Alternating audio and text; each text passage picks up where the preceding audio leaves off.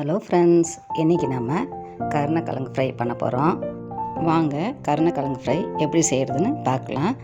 அதுக்கு தேவையான பொருட்கள்: 1/2 கிலோ கருணக்கிழங்கு, 3 வெங்காயம், 1 தக்காளி, 1/2 கப் துருவின தேங்காய், 1 ஸ்பூன் இஞ்சி பூண்டு விழுது, 1/2 ஸ்பூன் சீரகம், 1/2 ஸ்பூன் சோம்பு, 1/2 ஸ்பூன் மிளகு, 1 டேபிள் ஸ்பூன் கரம் மசாலா, கொஞ்சம் கொத்தமல்லி, கருவேப்பிலை, கொஞ்சம் புதினா.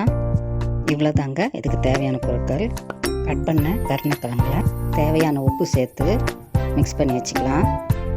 இப்போது ஸ்டவ் ஆன் பண்ணி கடாய் வச்சுக்கலாம். கடாயில் கொஞ்சம் எண்ணெய் ஊற்றிக்கலாம். எண்ணெய் காஞ்ச பிறகு கட் பண்ண கருணக்கிழங்கு சேர்த்து காய் ப்ரௌன் ஆகிற வரையும் ஃப்ரை பண்ணி எடுத்துக்கலாம்.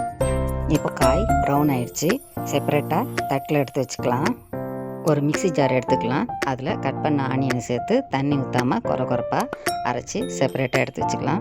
மறுபடியும் மிக்ஸி ஜாரில் கட் பண்ண டொமேட்டோ, துருவின தேங்காய், சோம்பு, மிளகு, சீரகம், புதினா, கொத்தமல்லி, இஞ்சி பூண்டு விழுது எல்லாம் சேர்த்து தண்ணி ஊற்றி பேஸ்ட் பதத்துக்கு அரைச்சி வச்சுக்கலாம்.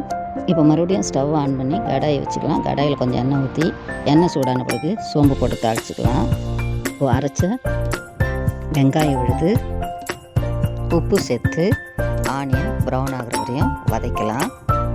இப்போது ஆனியன் ப்ரௌன் ஆன பிறகு கருவேப்பிலை, கரம் மசாலா சேர்த்து 2 நிமிஷம் வதக்கலாம். வதக்கின பிறகு ஃப்ரை பண்ண கருணக்கிழங்கு அரைச்ச மசாலா விழுதை சேர்த்து 2 நிமிஷம் வதக்கின பிறகு மசாலா அரைச்ச தண்ணி சேர்த்து வாசனை போகிற வரையும் நல்லா வதக்கலாம். இப்போது சுவையான கருணக்கிழங்கு ஃப்ரை ரெடி ஆயிடுச்சு. மேலே கொத்தமல்லி தூவி சூடாக பரிமாறுங்க. சாம்பார் சாதம், ரசம் சாதம் இதுக்கெலாம் சூப்பரான காம்பினேஷனாக இருக்கும். நீங்கள் ஒரு வாட்டி இந்த ரெசிபியை ட்ரை பண்ணி பாருங்கள். உங்களுக்கு இந்த வீடியோ பிடிச்சுன்னா லைக் பண்ணுங்கள், ஷேர் பண்ணுங்கள், சப்ஸ்கிரைப் பண்ணுங்கள். பாய்.